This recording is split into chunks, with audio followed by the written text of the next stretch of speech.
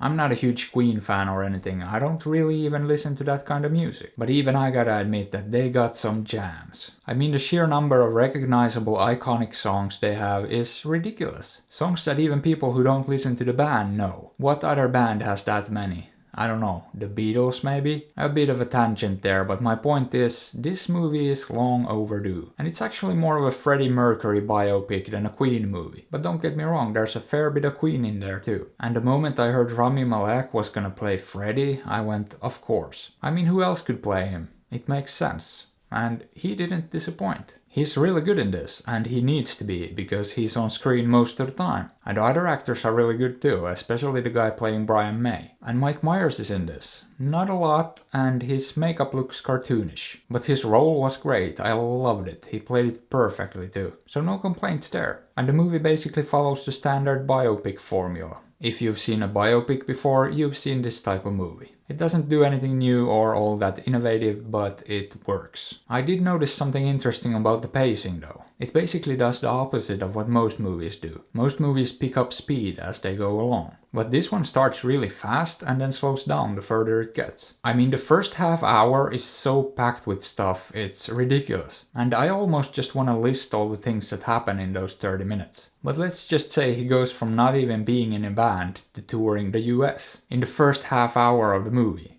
And there's a lot more in there too. But then in the second act it starts to slow down a little bit. And then in the third act it basically slows to a crawl.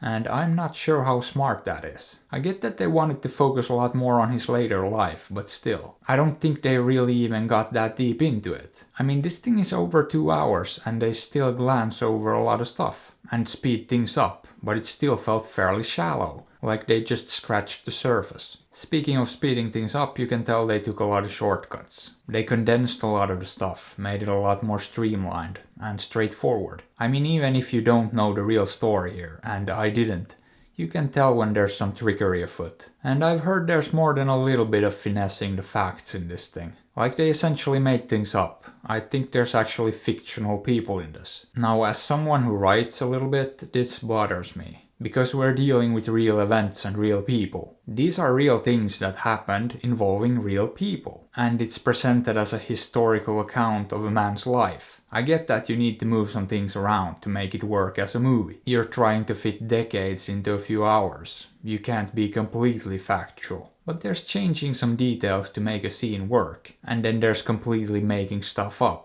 Things that are on record as being a certain way. Now that's the writer in me, I'd like to be as accurate as possible. But as a viewer, someone who doesn't know the real story, it doesn't matter. It really doesn't. If you want to make up a character to make it more dramatic, go for it. I'm not gonna know the difference, I just want to watch a compelling movie. And this is a compelling movie. It's entertaining and it flows well. But as I said, on a technical level, it's nothing we haven't seen before. It looks fine and all that, nothing wrong with it. But it's not exceptional either. Nothing best picture worthy. And if you like the music, there's plenty of that in this. Basically all the iconic songs are in. So yeah, I liked it. It's a decent movie. Very entertaining. But would I recommend it? Sure, check it out. Or don't. I'm not your dad, but I am trying to sell out, so consider liking, subscribing, hitting that bell and supporting me on Patreon. Because I really need that downtown London flat. And hey, why not check out one of my other reviews? I'd really appreciate it. Thanks.